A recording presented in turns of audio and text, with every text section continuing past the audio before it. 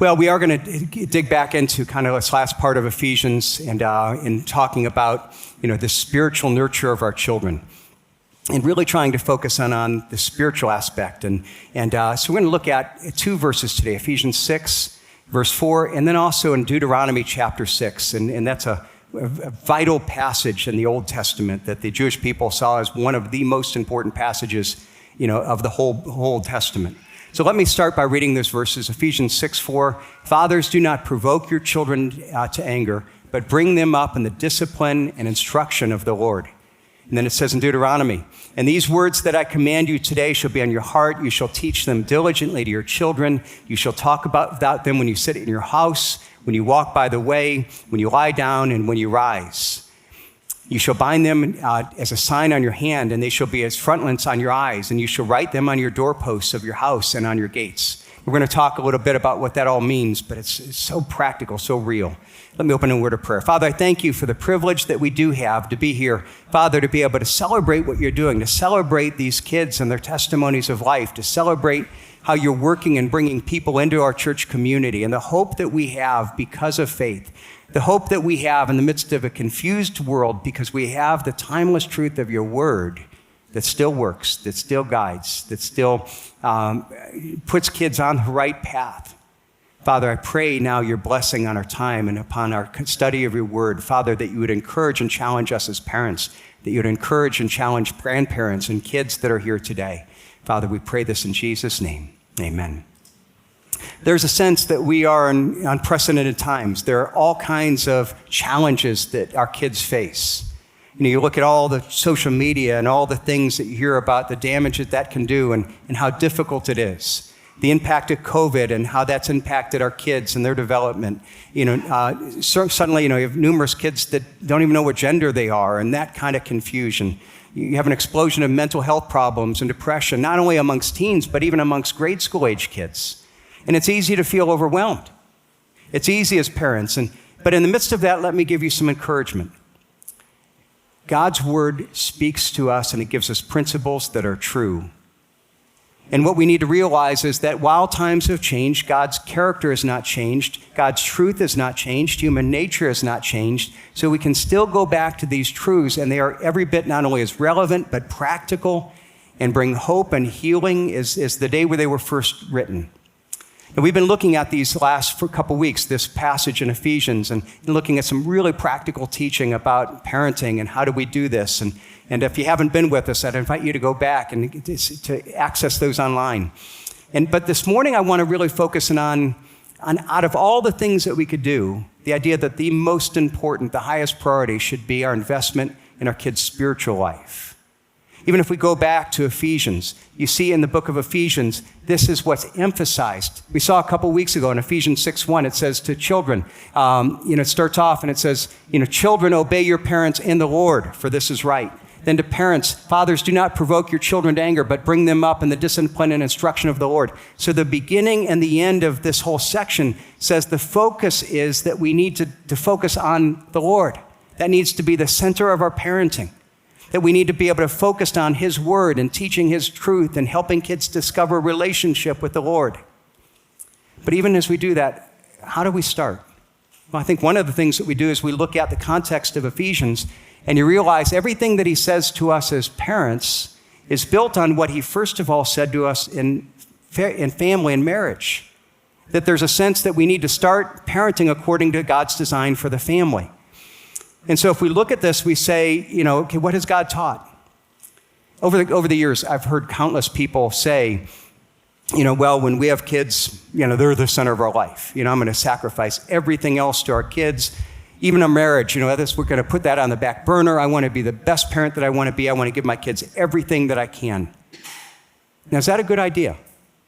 Is it the right thing to do? Is it biblical?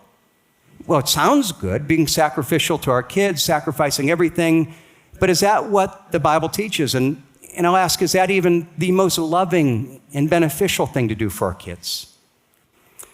See, when we do it, what we're basically saying is, no, this family is now centered around our children.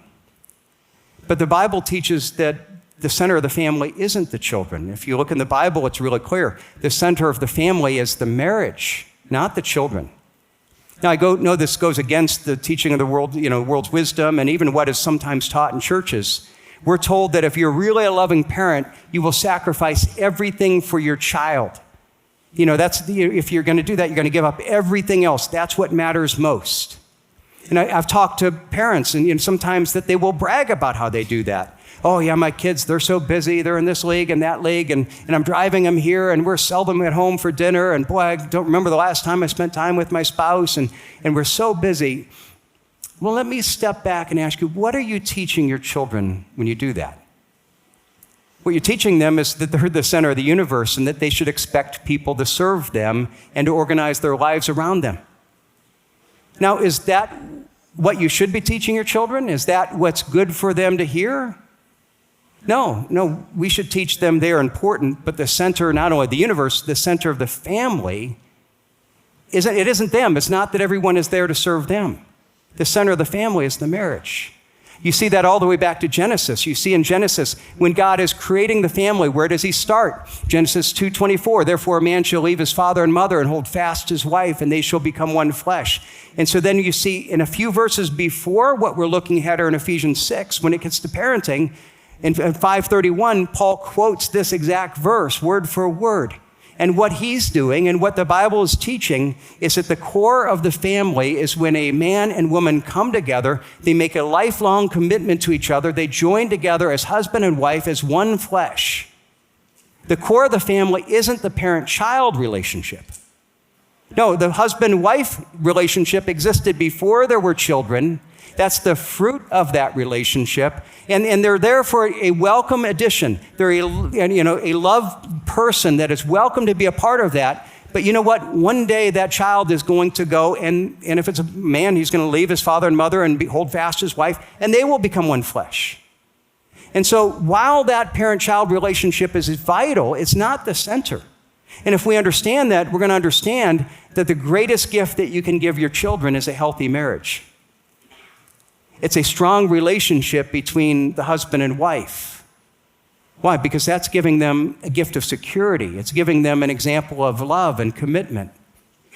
Now, even in that, we need to realize that it's not only what our culture says, but even somewhat of our kids are hardwired from the time that they're young to try to come between us. They're going to come, and when we're time alone, they're going to want to intervene. They're going to say, hey, I want to get in the middle of this. And we can often interpret that as them asking, am I important to you? Now, that's not the real question. Now, I don't think they understand this, but at the core, what they're asking is, am I the center of the universe? Am I the center of this family? And they're also asking, how tight is this marriage? How easy is it for someone to come between mom and dad? They're asking, how insecure should I be? That's what they want to know. How much can I trust that mommy and daddy are going to stay together and that nothing is going to come in between them? And I remember when we were challenged on this, my wife and I, and when our kids were young. And I remember the one person that we were reading, they talked about how you should have couch time together. You should have time where it's just mom and dad. And when they come, they say, want to get in charge. You can say, no, this is just mom and daddy time. And even if they try to get on your lap, no, you just kind of hold each other. You're together. There's nothing's going to get between us. So we started doing this, and lo and behold, one of the first times, our oldest, she starts to climb up, and she wants to get in the middle. And we said, no, this is mommy and daddy time. And so she literally climbs up in our lap. And so we start holding each other, hugging each other. And she's trying to squirm between us to the point that we're, kind of saying, no, it's just mommy and daddy. And we literally rolled off the sofa. We're laying on the floor, holding each other like this. And finally, she walks around. She says, I can't get between you. And she sees us laying on the floor. So she just comes and flops down her butt right on my face. And it's just kind of like, if I can't get daddy, nobody's getting daddy. Now, there's something in our kids that are asking that question. And what we were telling our child is, she knows she was important. She knows because there's a lot of time that we were focused on her. But we're also telling her, mommy and daddy are central. And we're going to protect that time, and nothing's going to divide us. And it gives security. It gives a sense of even what it means to be loved, because she sees that being modeled between us. We need to make it a priority to spend our time, and even if it's just day by day, that couch time and setting date times and saying, okay, we're going to make that commitment, and barring a real emergency, Nothing is going to stop that. The fact is, anytime that you make something a top priority, what that means is you're going to say yes to that priority and you're going to say no to other things that are important. Are time with your kids important? Yes, very much.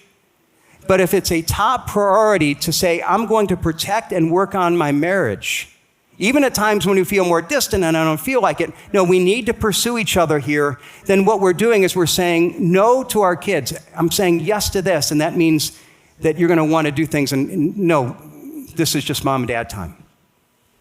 Now, one of the real challenges of that is practically, especially with parents with young children, our kids are very persistent and diligent in the way they ask and even demand. I mean, I can remember times when my kids were young, they would literally get in your face. They grab your face. They said, Dad, I need to go. We need to go apple picking. We need to go on the hayride. We need to do this. Please take me. Dad, if I don't go, I'm going to die. Please. You all relate to that? Now, the thing is, my wife generally doesn't do that. I mean, I can't remember the last time she came to me and said, Mike, we got to go on a date. I need to go on a date with you. If I don't go on a date with you, I'm going to die. Please go on a date. She doesn't do that. Now, the thing is, because of the demandingness of our kids, it's easy to say, because that seems more urgent, I put off marriage because there's not that demand. And we put off what is really most important to settle with more urgent. And in reality, we're doing harm not only to our marriage, but we're doing harm to our kids. And building on this, it's not only that we need to put that marriage first, but we need to realize that God calls us to do it in a way that it's a foundation that honors the God-given roles and responsibilities. So again, everything that he's talking about in Ephesians 6 is built on Ephesians 5, on marriage. Husbands, love your wives. Wives, submit to your husbands. Honor your husbands. All these ideas. And what's it saying? Okay, husbands, if you want to be a good parent, love your wife. Love her as Christ loved the church, sacrificially. Love her and treat her as beautiful, even when she's not beautiful. Wives, love your husbands well. Seek to honor him. Honor him even when he's unhonorable, because you love your wife. You honor your husband because God has placed honor on those roles. And here's what happens, is when our kids see us loving each other, honoring each other in that way, suddenly they realize, okay, now God's called me to honor my mom and dad, and I see mom and dad honoring each other, and it teaches them to honor us. It teaches them that, how this is how the family works. And we're making this pursuit of faith a priority and letting it see something our kids work out. But ultimately, as we're doing that, it is that priority. Because there's a lot of things that are going to call for our attention, a lot of important, valuable things, even then as our kids, that we're going to invest in intellectual development. We help them with their homework, and some are even homeschooling, and social development, and spending time helping them develop friends and choosing the right friendships, and physical, and getting them on sports teams. And we have all these things that they're involved in, but we need to remember in the midst of that, while all those things are vital, the most important thing, the highest priority should be our kids' spiritual development. And again, you see it right here. What does it say? Raise them in the Lord. Make sure that you get that right. That's got to be vital. That is the thing that is eternal in nature. And the thing is that I could do a great job with my kids in all these other areas, but if they're a mess spiritually, it's not only a question of eternity, it's a question of all the other, this relationship with God is the thing that causes everything else to work well. But do we really believe that the spiritual is most important? And one of the ways that we have to look at that is to say, what does my investment of time, what does my investment of resources with my kids say about what I really believe? See, we have to look at ourselves and say, well, how much time do I spend with my kids helping with them homework? And compare that to how much time I spend talking about the Bible or helping them apply biblical truths to our lives. It's not that homework is unimportant, but if I'm spending tons of time there and no time spiritually, it says something. How much time do I spend driving them to various sports activities, and compare that to how much time I spend investing in training their heart and their character? Or even some of the things we have to ask as kids get older. Let's say they get in a team and they have suddenly games that are on Sunday, or we've been involved in Wednesday night, but now they have practice on Wednesday night. What does it say if suddenly not it's one time, it's, but if we regularly say, well, okay, for this season, I'm going to drop out of Sunday morning worship, or for this season, we're going to drop out of Wednesday night because we're going to make sure that you stay on the sports league. Now, I don't want to be legalistic on this. It's not a rule about how many times. But here's what we have to ask. If we are doing that on a regular basis, we're communicating to our kids, God is the elective here in our life. And so when we go through life, we're going to work to fit God in when he's convenient and when he doesn't, conflict with the higher priorities of sports. Because if we're dropping worship and we're putting those things first, that's what we're communicating by our action. We've got to make that our priority. And we've got to say, okay, this is what we do. And we do it not only bringing them to church, but recognizing that it's bringing them and then saying, okay, I'm not just turning them over to the church and let the church do it, but I'm then saying, okay, now I'm going to work with the church. So we really believe that our job as a church, Todd's job as children's pastor and Joseph as youth pastor, it isn't to do this for you. It isn't to have this conversation for you, for your kids. We want to start the conversation and then teach you how to complete it. We want to help you. Because ultimately, when you look at this, it's something that is done by modeling. It's something that is accomplished by the way that we model it, by the way that we live it out. That's what Deuteronomy was talking about. When you have this passage that the Jewish people knew this was central to their faith. And these words that I command you today shall be on your heart. Make sure you've got this own faith in your own heart, but then you shall teach them diligently to your children. And shall talk about them when you sit in your house and when you walk by the way, when you lie down, when you rise. Basically, it's not, don't have a devotion once in a while. Talk about it through life. Interact with it. And then it continues. And you shall bind them as a sign on your hands, and they shall be on frontlets between your eyes. You shall write them on the doorposts of your house and on your gates. Now, it's not, some people are literally taking it where they'll, have stuff that they'll put on their head or they'll, have something on their door. That's not what it's saying. It's saying live in such a way that when people see you, it's as if it's written on your head. It's as if it's written on your doorframe. We interact with kids. We teach them in a way that isn't just the devotion. It isn't the rule, but it's teaching them through life. I love a story about this that we actually shared with our kids. We used. A father had some children, and one of the rules that he had was, okay, we're going to be careful what we watch, no R-rated movies. And so he had these teenage kids that came up and said, Dad, we heard about this movie, and I know it's R-rated, but I think we should see it. And she's, we went to some people at church, and we read about it, and there's more pros and cons. And they said, well, here's what we found. Yeah, there are some profanities, and but it's not worse than TV. And there's some violence, but it's not that bad. And there's some nudity, but it's not that much. And the sex scenes are off screen, and it's implied. And people in our church, and we asked, they said, it wasn't that bad, but it's a blockbuster movie. Everyone's seeing it. And we're kind of left out with our friends if we can't talk about it. And it's got a really good story. It's actually got a good moral in the story. And so there's a lot of these pros, that I think there's more pros than cons. Dad, will you let us see this movie?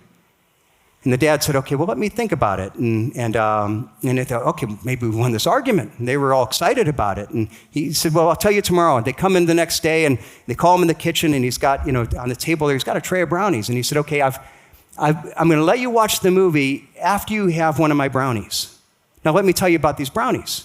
These brownies are like the movie. They have more pros and cons. Let me tell you the pros. They're made with the best ingredients. They're one of the best boxes of all. Fresh eggs, fresh milk, award-winning recipe. I even put in the special effects of extra chocolate chips here. They're made with loving hands of their dad, and they're wonderful. Now, there's only one con. The one con is that I took some dog poop from when our dog went potty this morning. I mixed them in the brownie, but I mixed them in really well, so you really shouldn't taste it. And they're cooked at 350 degrees, so it should cook out the bacteria, and it shouldn't really, be that bad. And so it's, a lot of pros, one con.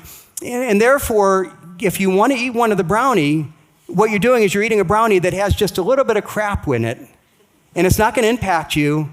And that's just like watching this movie that has a little bit of smut in it that's not going to impact you. You wouldn't guess what they would do. And I shared this with my kids, and there'd be times they'd want to do something. I said, you want me to make you a tray of brownies? Okay, it's just, and the thing is, what I love about that, it's not just here's a rule or here's a yes or no. It's like, okay, let's talk about the content. Let's get you thinking about it and applying that to your life. That's what we need to do as parents. But then the question, how do we do this?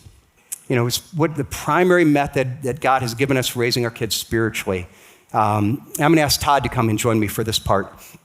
because many of you are thinking, I hear you talk about this, but I don't know how to do it.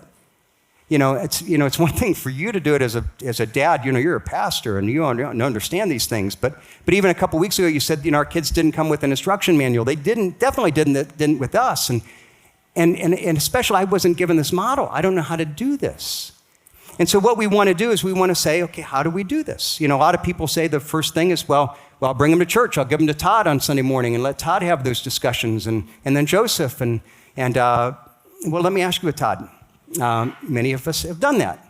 Is that a good response? How do you respond to someone who thinks, I'm just going to bring them to church, give them to you, you do it for me? It's the old method, right? I take the kids to the Y to make them physically fit. I take them to school, get them tutors to help them with their grades so that they're learning the things they need to learn. If you follow that logic, I take them to church for spiritual needs, right? Well, if we do that, we're actually not following in what God's design actually for discipling children is. You see, God wants something bigger than that. And so to answer your question simply, I don't like it. But that's because I know there's a better way. And the Bible tells us very explicitly of how that goes, right? I am support personnel. Parents, families, you're the primary disciplers in your kid's life. And so that's important to realize. We start the conversation, we don't have it. But then we want to train you and help you to know how to continue it. Right. Now, I know that you work with kids, but you also work with parents. And so when you look at this and you say, first of all, as a children's pastor, what is your role working with the parents in your role in this process? And then what is the parents' role? Sure. So, people ask me all the time, oh, you must work with kids a ton. Right? You children's director, you do all this stuff with kids. So I work 45 hours a week, and you would laugh if you saw how many of those hours actually went to hanging out with kids. Most of my time is spent talking to grown-ups. Seriously. I spend more time talking with adults, talking with them about problems going on in their family, talking with them about things going on with their kids than I ever do talking to children. But that's not a waste of my time. That's actually a really good thing. And the reason why is, remember what I just said. Parents, families, grandparents that are raising kids, you're the primary discipler, not me.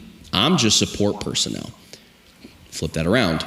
What does that mean for you to be a primary discipler in your kid's life? Well, what that really means is that God's design and the way he outlined it in the Bible, and Pastor Mike, you've been talking about just now, Deuteronomy chapter 6, which is a beautiful passage, really does give us the outline for it. And what we see when we read that passage is that parents are called to at all times be teaching and modeling things. And that really brings me to this principle that I think is really important.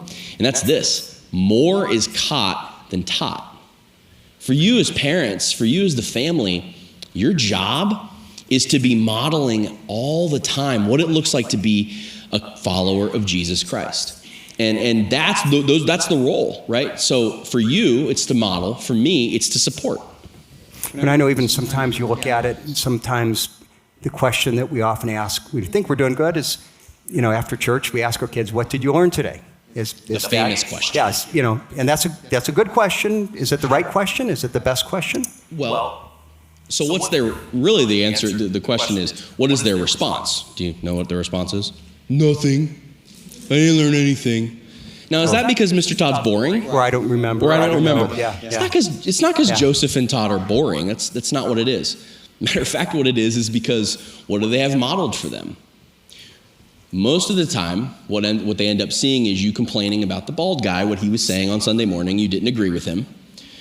You didn't like the worship that day. Your Sunday school class, wasn't as good as it always has been. And so all they ever have modeled for them is what not to like about church. That's condemning. Because if more is caught than taught, what we want our kids to see is us modeling what it means to have spiritual conversations and talk about things that they're learning, that you're learning at church. And so I think a better question is, instead of asking the kids, you should be asking your spouse. You should be asking each other, so what did you learn today in service? And what did you learn in Sunday school? And talking about those things and starting that conversation and adding them into it and saying, you've just heard what mom and dad have learned. You've just heard what grandma's learned. So what did you learn? That's a very different question with a lot different context than simply coming at them and saying, so what did you learn in Sunday school today? So if they sense you're uncomfortable talking about spiritual things, you're teaching them to be uncomfortable. If you're if you're modeling, hey, here's what I'm learning, and you might be uncomfortable, but if you're pretending well, before them talking about spiritual things, that teaches them to do it as well. That's vital. And the biggest thing is for parents to just go first. For your children, they're wanting to know that you care. They're wanting to know that you are doing these things too. One of the things I hear oftentimes from adults whenever they come is, I got this problem, and this problem with my parents. Tell me more. And that's where the conversation goes. And oftentimes what we come around to in the conversation is, okay, and I understand that you have these problems, you want to avoid them. So how about we be proactive and we try and we work on how we can change this in the lives of our kids? And I think it's an important thing. Now, some people will say, well, that's easy for y'all to talk to. You went to Bible college. Pastor Mike's a pastor. I'm a beginner in this. I'm just figuring out my own spiritual walk. I don't know how to talk about it myself, let alone how to tell my kids. And a lot of times we fail because we feel inadequate. Sure. So how do you respond to that? Well, for one, Pastor Mike, the pastoral staff, Joseph, myself, we're not hired guns. We get things wrong too, and we don't always live up to things the way that we're supposed to. So that's just not real, and any one of us would tell you that. But here's what ultimately God values, and here's what ultimately your children will value: you trying. You see, in Deuteronomy, whenever it talks about how to write the words of God on the doorposts and to have it as frontlets in front of your eyes and all of that, what it's really communicating is an attitude and a posture. That's really what it's communicating. Now, for you, sometimes it might be, I don't know the answer to the question. Maybe it's, I don't know the answer to the question a lot of times. But that's okay, because you have Google, and you have the ability to ask any of the pastoral staff and find out answers to be able to continue these conversations. It's just that you try. Here's the way I like to describe it, is for kids, they go around in life and they want to know black and white answers for everything. Children are very, very binary. It's black and white. It's ones and zeros. So all they need to know is that you're working with them and you're trying to help them figure out how to navigate all the things in their life, including the spiritual things. So even if you don't feel adequate, start somewhere. Start with prayer. Pray with them. Talk to them, ask them what prayer requests they have, right? Talk about the people that you're praying for. Who are some of your friends at work that you need to pray for? Who are the people in your family that you're praying for? And then include them in that. It's just trying. It's working with them. Right now, we're doing a challenge. And downstairs, I've challenged all of our children. If they can recite all 66 books of the Bible in order, some of them, by the way, are trying to do them out of order and still get the $20. If they can do that, I'll give them a $20 bill. Right? Grown-ups, how many of you would like that? If you can recite all 66 books of the Bible in order, you could get a $20 bill. You can't because you're grown-ups, but they can. Now, I've had 3 students so far do this. These are not 5th graders, by the way. Actually, only one of them is a 4th grader. The other 2 are a 2nd grader and a 3rd grader. Now, what's common amongst that is when I ask the kids, how did you learn these so fast? And the answer is, Mom and Dad worked with me on it. I have a song that will get stuck in your head. All you have to do is be willing to listen to it on repeat, and you can teach your kids the books of the Bible. It doesn't take knowing a lot of stuff. It just takes trying. I think one of the things, too, I love an illustration that I learned from karate. I know karate? I do. Yeah. You told me this week. Yeah. I took 2 lessons. Now, the thing is that, have you ever taken a karate lesson? No. I can teach you. No, I can, because I know more than you do. Good. And the lesson for karate is you could teach anyone at your belt level or below. And the fact is that I've got 2 lessons I could teach someone who's never had a lesson. I can't teach you much, but I could teach you a little bit. And the thing is, you don't need to be a black belt to teach a white belt. You just have to be, a white belt with a stripe or a yellow belt, and you could be a beginner. Now, that's the thing here, is that our kids are all beginners.